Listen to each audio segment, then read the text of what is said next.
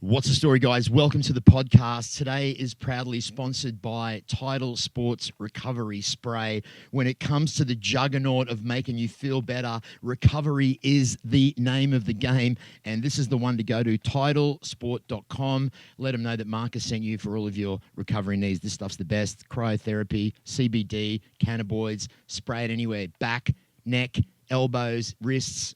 Everyone that I've given this to has absolutely loved it. So I'm just stoked with this product. It's the game changer for me. A blast of cold like you've never felt before. How could we forget? Today we are eating the pies by the beautiful, the Aussie Project. Now, this is an Australian company, so we build these pies over here in America so we can give the Americans a taste of Australia. If you've ever been to Australia, then you know what the food is impeccable, nearly as good as Hawaiian food. However, here in Las Vegas, we got free delivery, we got sausage rolls, pies, chicken pies. We've got a brand new product that we're coming out with real soon. And today, this podcast is proudly fueled by... In Ireland, the highest form of compliment in any pub is an insult. So I'm considered quite complimentary. Proper No. 12 Irish Whiskey.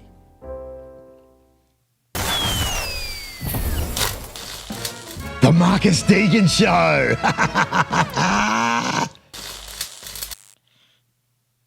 What's the story, guys? Welcome to the podcast, shooting live from Sin City.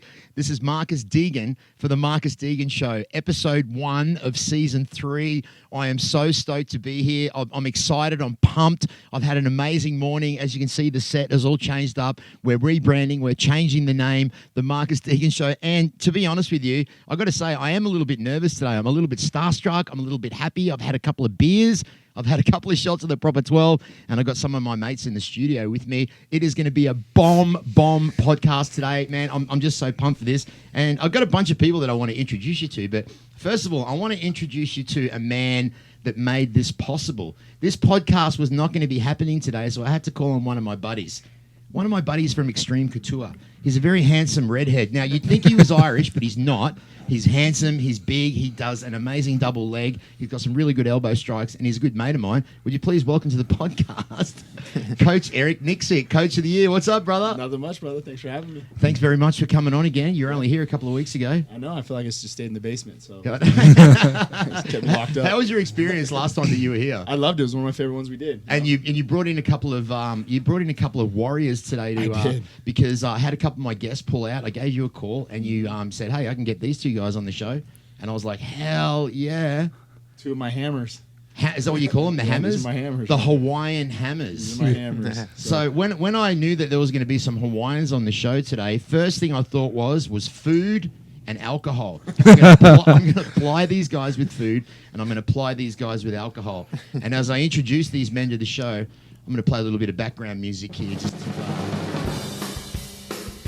All right, all the way from Hawaii. I'm going to introduce you to a couple of the boys, some UFC warriors. First of all, he's ranked number 8, this guy. He is the main man. He's going to be fighting the Korean Zombie really, really soon.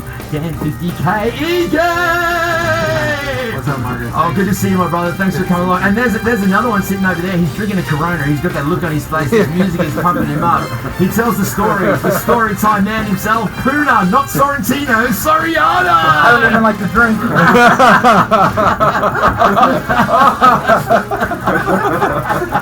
It's a proper podcast. Welcome to the show, fellas. Thank you so much for coming along. How can I forget one of my brothers, one of my best buds of the last 15 years, the Pie Man, Alexander J. Biffin. How are you, Alex? Good, mate. How you doing? When I knew the boys were coming in today, I said, "Mate, you've got to bring some of these pies in for these guys." Yep. Because I know that Hawaiians love to eat. Yep. And I feel like these guys are going to love the pies too. So I reckon they are as well, and especially after old mate just slammed. yeah, I know, right? He's going to be looking for that food later on. Welcome to the show, guys. Yeah, thank you. Thank you very much for coming along. I really appreciate you guys coming on. You know, I was doing some research on you boys over the last couple of days, and I've just got to say, I'm a huge fan. I have been a huge fan, and first of all, a couple of congratulations. I've got to congratulate you on. First of all, you have a new baby. Yeah. So congratulations on that. Thank you. 6 weeks old. And how's that going? It's crazy, but I love it, man. Every single day, it's just something new. You know, he just finally he starts to recognize me, which is awesome. You could just look at him and he he knows I'm dad, so it's pretty cool, man. Now, it's inspiring. Is it what are you teaching him right now? Like the stick out the tongue and the wave the fingers and they catch on pretty quickly, right? Like as you said, he knows you're his dad straight away. I just talk to him like a normal human being. Like sometimes I forget because like he can't really understand, but if I just talk to him like a normal human being, like you and I, and you know, I just feel like it'll all come and adapt. I'm just learning this as I go. It's my first kid, so yeah. It's fun, man. And I suppose that you need to grab onto that really quickly because they don't stay like that for long. Yeah, that's right. That's what they say. Yeah, well, they don't, right, Coach? You're a dad of many. Yeah, and you know, it's funny you said that because this morning I was leaving the house and you know saying bye to my 13-year-old, and it was just like it's just different. You know what I mean? I'm like, man, I just remember McKenna when she was Bam's age, and it was like one of the you have those moments I guess when they get to that age and you're like, all right, see you later, 13-year-old daughter. Yeah. Oh shit. Yeah. Well, the good thing about that is that when people find out who her father is, when they come and knock on that door to get that date, like, fuck, this is Nicksick's daughter. Yeah, we'll fucking kill him. Yeah. Well, it's funny. How's Noxie boy doing? He's great. Yeah, he's doing amazing. He actually FaceTimed Dan earlier today. Oh, really? He did? Yeah, I tried to FaceTime Eric and Knox answered the phone on the iPad. Well, it's funny because one of my good friends, Spider-Man, I'm very good friends with Spider-Man. He actually sent a message to Noxie boy. He did. Knox was freaking out because Spider-Man's his favorite character, and Spider-Man gave him a call and gave him a little pep talk. So yeah, he was stoked. Do we have any footage of that, Ian?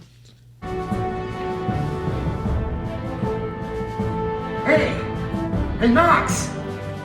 Noxie boy, how you doing, buddy? It's me, the Amazing Spider-Man. And I wanted to send you this message all the way from New York City. Now, your dad Eric told me that you are a big fan of Spider-Man. And I just wanted to send you a message and say thank you so much. Now, I know that you got 2 little sisters. You know the good thing about having little sisters is you get to protect them. McKenna, Avery, your mom, you get to protect them all. And you know how I know you get to protect them? Because you like to go to the gym with your dad. You like to do boxing. You like to do wrestling. You like to do kicking. You're a really good boy, Noxie boy. This is the Amazing Spider-Man sending you a message saying thanks for being a fan, and I can't wait to meet you soon. Take care, Knox. Wow, that's pretty cool. Pretty cool. Puna, that's not the real Spider-Man. I was really confused. It looked real. I know. Good technique, though. Is there a suit? But I wanted to, obviously the baby is what I wanted to congratulate you on. That's why I kind of brought that up. Thank But you. something else that I just saw in the last couple of days, which is something that not many people in the world get to achieve, EA Sports. Yeah, man, it's awesome. Growing up as a kid, I was playing Tony Hawk Pro Skater, Kelly Slater Pro Skater. I grew up skating, so I always thought I would be in a video game, but I mean, I guess EA Sports UFC will do, but it's not Tony Hawk Pro. It'll do. So will you be playing with yourself? No, sorry. Will you play? Will you play yourself when you play the game? Play myself all day. do we have that shot up there, Ian? Can we bring up that graphic? I want everybody to see this this amazing graphic that is now Dan 50K Eagle. Check Whose body is that? 6 foot 185. Look at that. Wow. Why you look like Rob Font? Edson Barboza. Huge. Awesome. So so congratulations on that, Thank brother. you. And, Thank and you. Is that like an achievement that you ever kind of envisioned in your life? So as you said, you wanted to be on a video game, so you did envision that. Yeah, I did. I mean, literally since I was probably 10, 11 years old, I, always something I envisioned, not the way I envisioned it, but obviously getting into the UFC and fighting, I knew it would happen one day, so it finally did, and it's just a check off the list for me. So, do you think visualization is a huge part of not only this game, but just in life? Is visualization a huge part? oh yeah, 100%. I'd probably base most of my success off visualization. Everything I have today, I've seen, I pictured, I visualized from when I was younger, and I try to practice some kind of visualization every single day, or weekly, or whatever it is, and just meditate on what I want, what do I want to achieve, and then I try to carry myself like that throughout the day and throughout my life, and I feel like if I continue to do that, things will come, things that I want. So yeah. Now, and this guy sitting next to you, you guys have a little bit of a history, right? A little bit. So did you guys grow up together? You guys been friends for a long time. Can you backtrack that story a little bit? For sure. The very first day I met Dan, so we used to catch this bus at 5 in the morning, like the city bus, and maybe it was 6 in the morning. and this random kid was just at the bus stop, like Okay, kid, how old? 8th grade. Yeah. 8th 11, grade. 12. Yeah. This kid's, I'm just eating gummy worms in the morning, and this Huge kid's backpack. just staring at me, like drooling, one long drool. Like, who is this kid just staring at me? You want some gummy bears? Well, who And- eats gummy bears for breakfast? So I was like, wow, look at this. It's the same guys that scull a Corona for like 3 fucking seconds. And that's how we became friends. Wow. And so, is this something that you guys talked about when you were younger? Did you guys talk about being in the the position that you're in right now? Is this something that was discussed when you were younger, or? Kind of like a joke. Like Yeah. we just like kind of like joked our way through Really? school and joked our way through college and Yeah. joking our way through the UFC. Yeah. We always talked about being in the UFC and stuff, but I don't think we ever knew what it really meant to be in it. And it just funny that it just happened. We both ended up here. Now being in it, is it different than what you expected it? It's No. great. No, I love it. Yeah. Is it not as serious as you thought it would be? I mean, there's a time and place Yeah. for seriousness, but Yeah. I think it's good to have fun with it. If you put too much pressure on yourself and you're serious 100% of the time, you're gonna burn out. So I think it's good to have that little play and have that little fun in training, fight night. You know, every fight night I always bust some kind of jokes or cracking jokes with the commission guys or coaches. Like it's I'm just trying to have a good time before I actually get into the cage and. Then I turn into a different human. No, it's kind of funny that they say that, like when they say that we're having a good time before we're about to go into the cage and maybe get killed or maybe kill someone.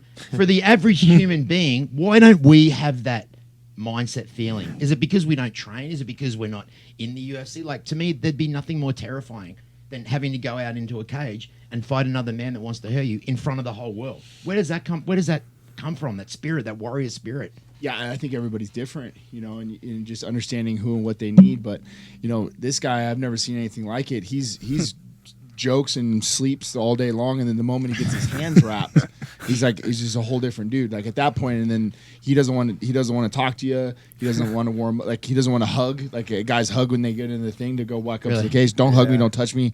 It's just different. And then Dan's kind of the same way. A lot of times, like we're real loose, have fun. We'll even talk little shit all the way up through the to the walkout. But once we go and it's Slaps me. yeah, slap him up. Where does he slap you? He's like slapping me. I'm like, dude, you're hurting me. I'm about to fight, man. You're hurting me. This Guy had to get beat up. Oh, you're hurting me. Wow. So, that's amazing. Like, I mean, we talk about the pressure, and I suppose having a flawless record like yourself, obviously it's an advantage because you have that powerful feeling of fuck, I've never been beaten. But there's also that feeling of the pressure of having to keep that perfect record. Do you find that happens with you? Yes and no. I've lost so many times in my athletic career, from wrestling to football to judo to whatever. I'm okay with losses, but I'd rather win.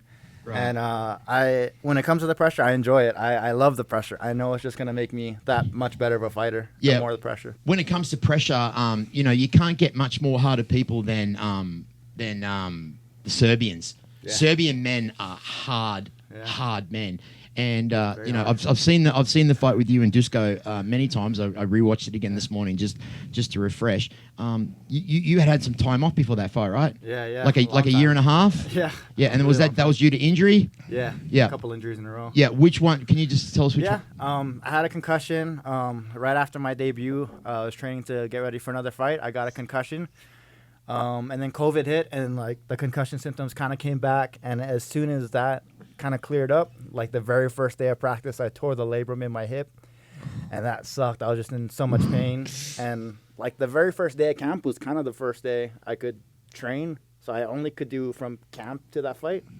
So do you think that the inspiration of having time off and maybe wanting to prove yourself a little bit more being in the UFC, is that an added weapons for you, do you think? I don't even think I thought too much. You don't even into think it, about it, right? Yeah. See, Just get in there and fight. Just psychos like me that fucking think on things and think, oh, what made it? Yeah, okay. Well, that's amazing. So, that record is flawless. When is the next time that you're jumping in the cage? It was supposed to be June 26th, but I don't know. We'll see. Yeah, and I know that you're about to jump back into that June war. 19th. and you're fighting an absolute legend, the Korean Zombie. How are you going to approach? Yeah, right. How's this fight going to be different now? I mean, obviously they're all different. For the people out there that, like, I know a lot of you guys, you love mixed martial arts, but you want to know the inside of it. You want to know how they feel, what they think of. Do you watch videos? Do you study them? Do you look at his Instagram? Like, do you get him into your head before you go in there? Yeah, no, it's funny because I watch a little bit of tape for sure. You know, I've been watching the Korean Zombie since I was in high school. But like I like listening to interviews and stuff because you can really see like the mental state the fighter's in, and you know I'll watch a little bit of the Zombie, but for me I'm just so focused on what I'm doing right now. I really think I'm just changing the game right now. I feel like I'm really disciplined everywhere in every aspect that it's just gonna carry me to new heights. I mean, ever since my last loss, I've just been working. I've been grinding every single day, and you know. I haven't even really got to show what I've been working on for the last 8, 9, 10 months because, you know, my last second, I mean, 1 second. Well, literally your last fight was literally how my love life is. About 22 seconds, 23 seconds. That's it was a PR. It's a what? It's a PR. Personal record. It's a meme. So coming to that, like, obviously the goal is to go in there, not get hurt. Do your job and get out of there quickly. But when you go in there and devastate someone so quickly, 22 seconds, do you feel that you want to?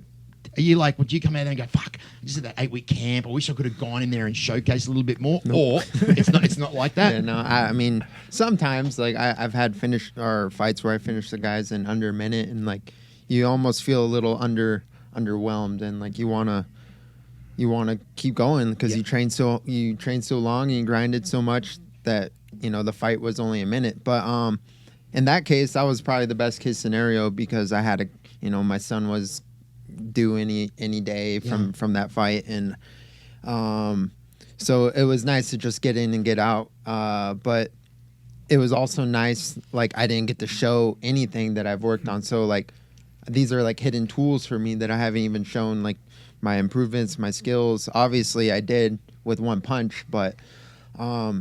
I don't know. I feel like I have so much more in me and so much more to prove. And what about you, Coach? When you see one of your athletes go in and do it so devastatingly and so quickly, how does that make you feel? Being because you're with this guy every day and you're going through what you need to go through to get him to where he needs to get. What's that feeling like? Well, we prepare ourselves for that 15 or 25-minute battle, but we preach clean kills. You know, we like clean kills. We want to get in there and leave no fingerprints, leave no trace, get in and out, and be ready for the next one. Yeah. But our mentality in the room is we try to drown motherfuckers. Yeah. You know, and that's the way we practice. That's the way we train. That's the way we talk. That's the way we carry ourselves. We're perfectly willing to go into that deep waters if we have to. But you know, I love it. I loved it for Dan. I think it was important. You know, every fight has a different kind of meaning or connotation to it. Sometimes, like for Puna, his Contender Series fight, it went 3 rounds, 15 minutes, and he hasn't done that in his career.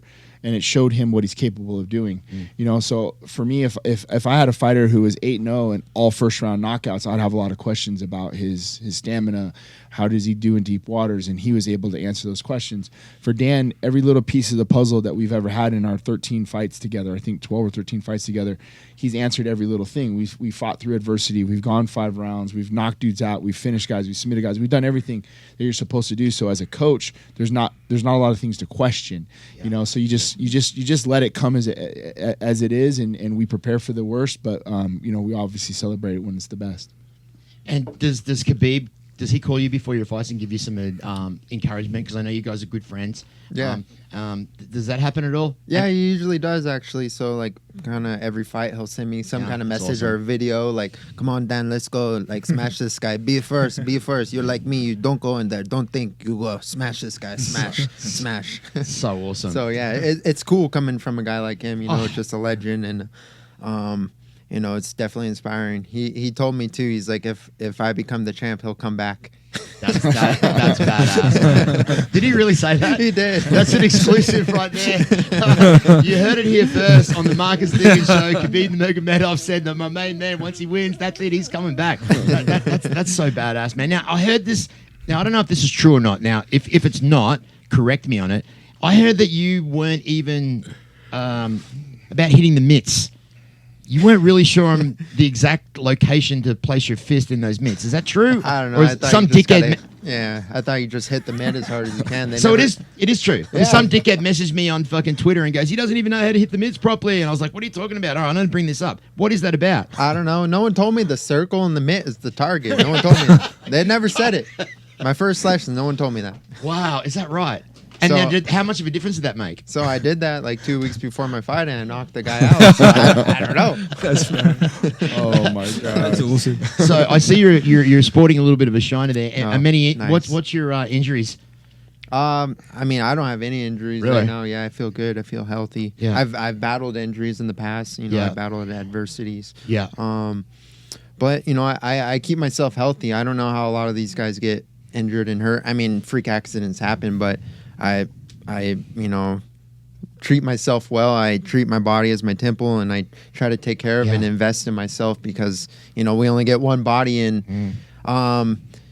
unfortunately, I wasn't blessed with like freakish genetics, so I have to work really hard and take care of myself to get that, you know, maximum performance. But Yeah. Well, just segueing into, I just want to hook you guys up today.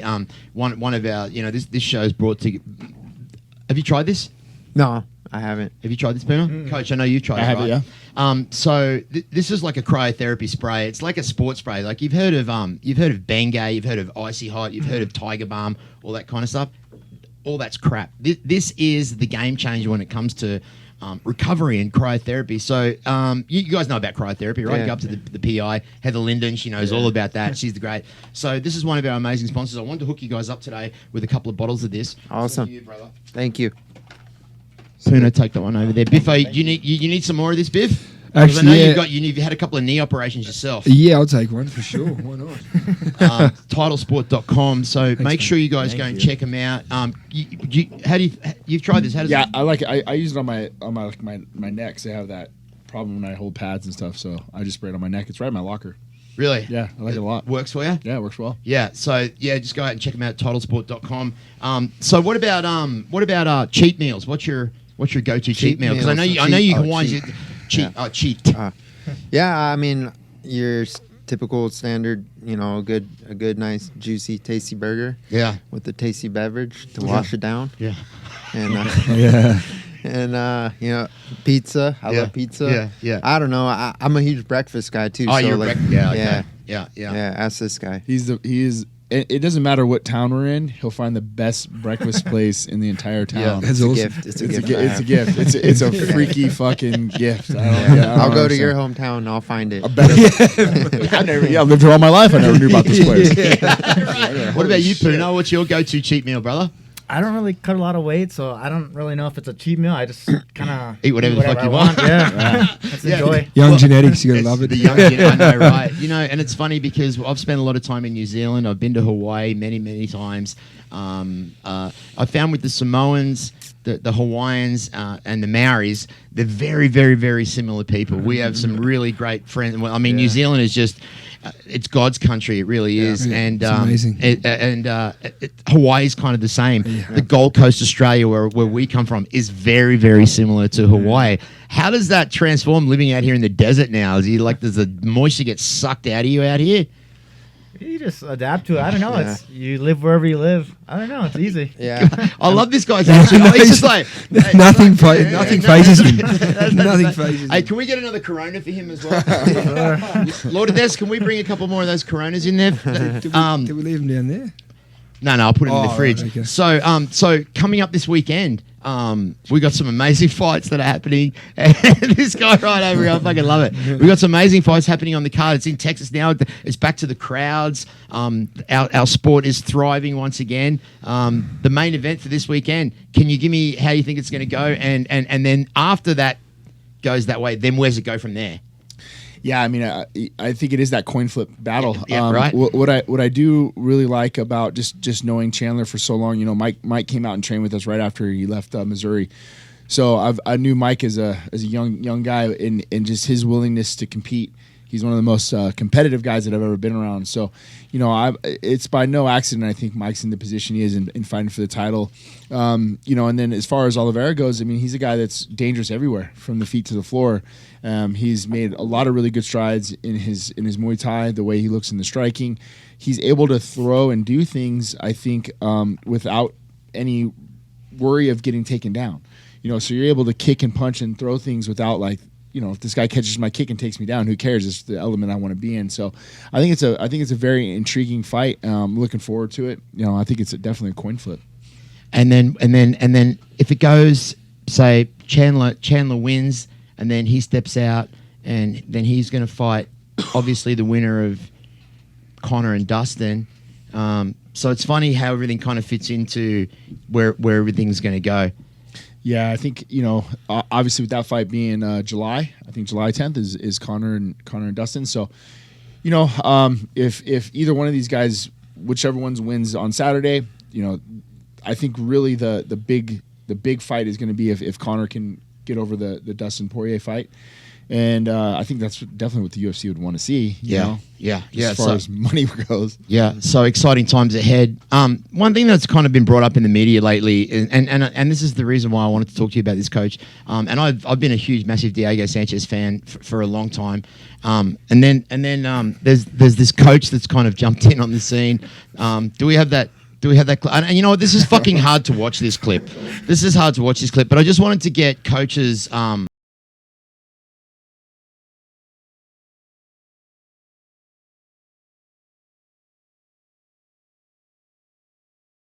give me your impression on what's going on with this, and does this guy need to be removed from fucking Diego? Because what the heck's going on, man? Yeah, I don't know. I don't know the whole story to it. I have my thoughts on the situation. You know, I think when you really break down like what a cult leader looks like, it is it's fucking him. It's him, but he thrives on people like that. Thrive on people that are in desperate times in their lives, or you know, if you listen to the narrative where Diego's like, yeah, I was going through a divorce. I was having this problem, and all of a sudden this guy came into my life. Well, that dude's fucking preying on you. Yeah, that's the kind of person that's trying to get in with someone like you because you're vulnerable at this point. Yeah, you know. So it's sad to see. It's sad to see on both sides. Like I watched the thing. You know, Felder's my boy, so I love seeing Paul. Like I don't know what the fuck you're talking about because Paul would have got up and fucking. Like Matt Serra did the same thing. Yeah, right? Matt Serra, dude, he's a legend. This guy comes up to Matt Serra at breakfast in Abu Dhabi and tries to punk Matt Serra. But again, like I think it's hard for most coaches to understand that, like, dude, it's not about you. It's about the fucking fighter. Yeah. And if the fighter does well, inherently your product or your campaign that you're trying to go on is gonna do well also. So let your work be spoken through by your fighters. Yeah. You know. So I don't know, man. I think the guy's a fucking idiot for just some of his actions. I don't know about his training. I don't know what the guy does. I really don't care. It's just the way he carries himself. So so you don't hang your fighters upside down and punch them in the head while they cover their eyes, right? Bro, like just you know, the guy obviously has CTE issues, so you're gonna hang the guy upside down like fucking Batman and knee him in this fucking head. Like, yeah, it was hard to watch. I've like, got to admit, it really was. Man, come on. Yeah, like this guy's a predator. I think. Coach of the year. Coach of the year. Fucking A. Yeah, we should have a coach, like you get to fight him and then really fuck him up and then we film it and then we laugh and we put it on social media. What a fun fucking time that would be. What a fucking fun time. You know, and I heard the story too with Cowboy talking about like one of his friends at a bar had a run in with him. And he was like, I'll hit you with my death punch. And the guy's like, you know, 8 years removed from being a pro fighter. And goes, really, boy, come here, and fucking whoop the shit out of him. Like, good, dude. Yeah. Like, know your place, man. Stay in your lane. You know, you could be a part of this guy's camp. I don't even at a small capacity without having to do the kind of shit he's doing for this guy. So it's sad to see. And I mean, I suppose it's such a great advantage for you guys, you know, to have such an amazing coach that's got such a reputable name that's respected and loved in the industry, that works in one of the top gyms in the United States, if not around the world. Do you think having a really good team, especially coaching team, is one of the crucial parts of succeeding in this industry? Yeah, well, 100%. I think it's just everyone's different. It's the synergy between your coach yourself. There's so many great coaches out there, but I might not fit in with some of them. But like for Eric, for instance, like we just have a good synergy even from the very beginning. Before when we were both coming up, like we just had that synergy from the beginning. And we feed off each other, especially when doubters come into place and they're talking shit saying we're gonna get slept or we're gonna get KO'd or we're not gonna make it far, and we keep pushing them, and that's just what we do, and we feed off it. Whenever someone's doubting him, I'm there for him. When someone's doubting me, he's there for me. So I think we just use that as fuel and feed off each other's success, and we're just driving each other to new heights. And I think that's important to have, from a coach to student relationship, and it's crucial. Would you say it's more like family, Puna? Like, do you feel like it's a family atmosphere with your coaches and your teammates? Oh, 100%. There's not one relationship I have that's like I'm talking trash or I'm demeaning anyone. It's like every relationship I have in my circle is like tight, where we lift each other up, and it's just like a strong family. Yeah, and so you're working down. Are you working down at Extreme Couture still? Yeah, front desk. Tuesdays and Thursdays, 8:30 to 3. He's my And guy. and what happens if the lovely ladies come in there? Are you a single man, Puna? No. Okay, well, ladies, don't worry about it. Guys, if you want to come down and see Puna, we'll be able to hook you up with a membership down at Extreme Couture, which is just right down the road from here. Yeah. So, are we eating today? Are we drinking today? Or, Yeah, I mean, we got the pies the ready above. to go. We can do it now. have we had a little bit of a heat up, have we? Have they been heated up? Are They're they still hot? hot. We kept You guys want to have a little them in snack right now, or what? Yeah. These pies are Bring bomb. another I steak. won't disrespect the pie. I'll have a little pie. You disrespected the beer, but we'll have the pie. beer. I can't. All I right. can't get the pie every day. She's I can gonna. get- Yeah. Well, have you been to Australia? My dad lives there now. Is that right? He just moved there. Yeah. Where, okay, where? Do you know? He's in Perth. Oh, okay. Yeah, The nice. a lot of great Yeah. white sharks in Perth, Yeah, man. I know he's like diving every day. He's like, man, there's so many lobsters. Like he's by himself, just diving. Like, Really? He's Dad's crazy. his dad's a fucking psycho. Okay, elaborate on your dad's a psycho because what, he goes swimming on his own in shark-infested Yeah, waters. surfing to on get- his own. Just I don't know. He's a Navy SEAL, 30 years. Oh, Wow. Navy SEAL. So but now he's down in Australia, in Perth. So I guess it'll be a good excuse to go down there and visit. But Yeah. Well, I mean, a lot of great white sharks down there. Yeah. Do you guys grow up surfing? Is that part of the? I mean, obviously, stupid question. It is part of the culture. Did Yeah. you guys grow up surfing? yeah, I did a little bit. Yeah. Puna? I like played sports my whole life growing up. It's like my deep dark secret. I do not know how to surf. I'm like embarrassed. I got to the point where I was just It's not that dark. You're doing all right. I was like too old to be out there and be that bad at surfing. So I was just real embarrassed and just never went back out. So the temperature of the water in Hawaii is it because I'm trying to delve into this ice bath. The cold water has always been a problem for me. Is it cold? Is it cold the water over there? No, it's pretty Not at all. Yeah. warm. Do you do year-round. ice baths? I do. Yeah. Every day. Yeah. Oh, every day. Yep. Puna? Every other Coach? when I can. I love him. Yeah. Yeah, I love ice what bath. would you say is the main advantage of the ice bath?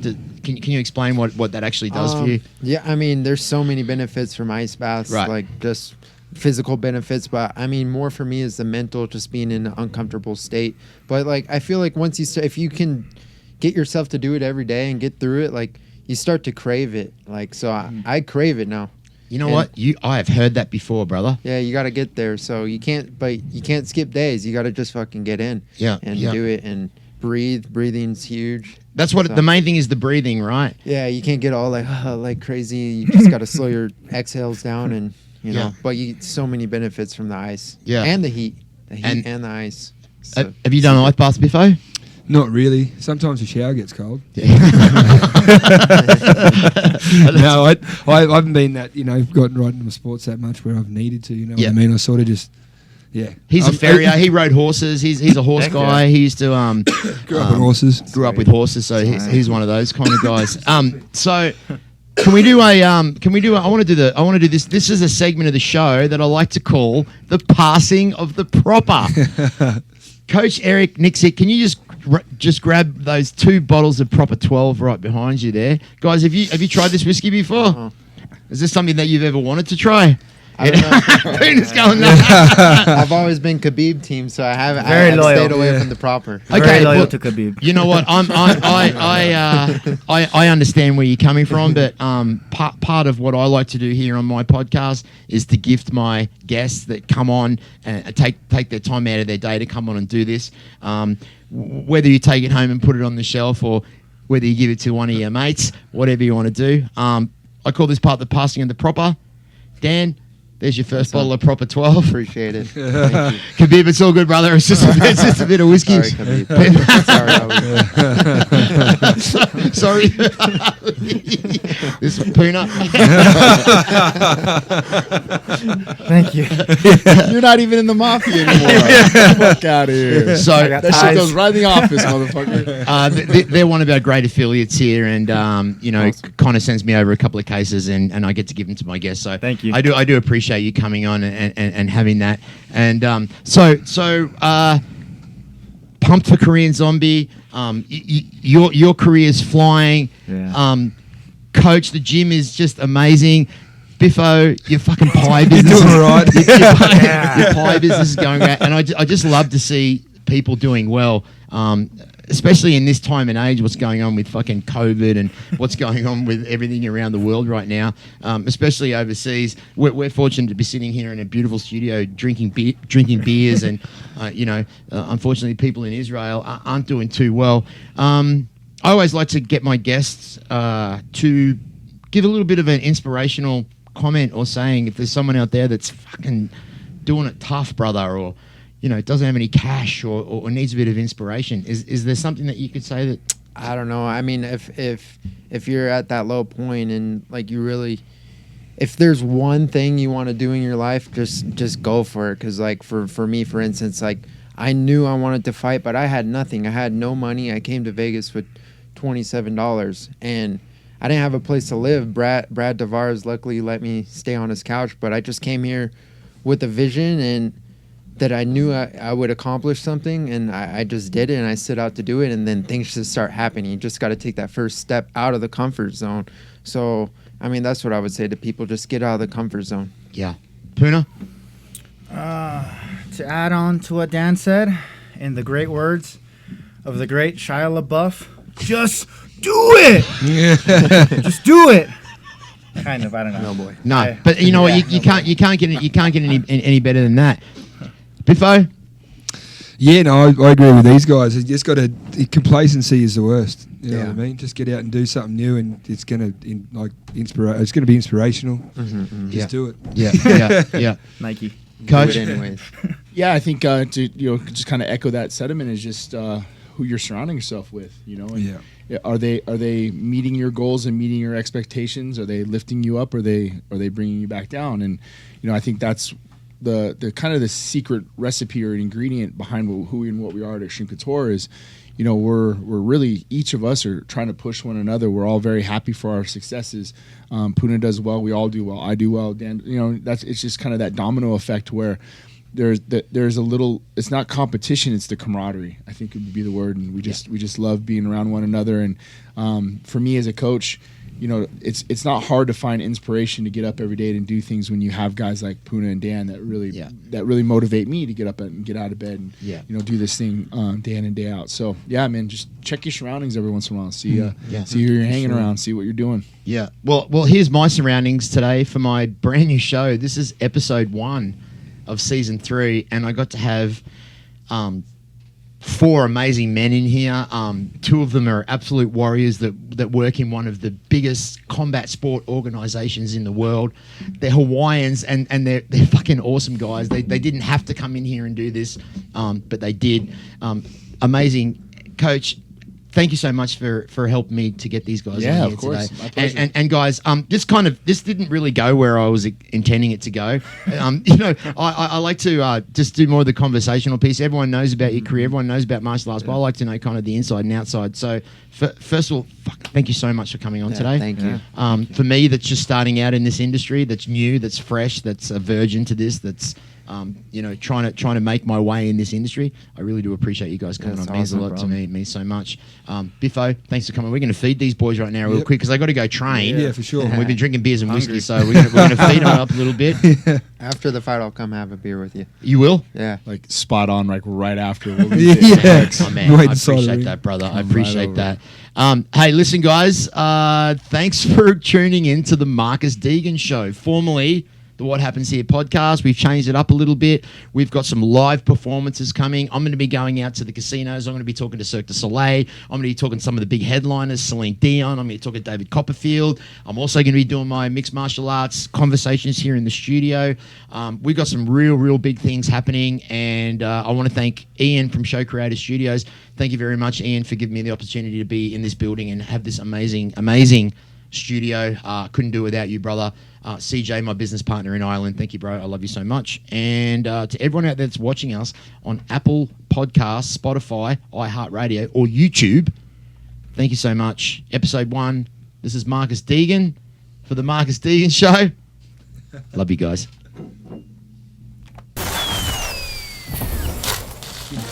The Marcus Deegan Show. Go, Puna, go. Yeah, Puna, That's yours. Puna, You're amazing, mate. yeah.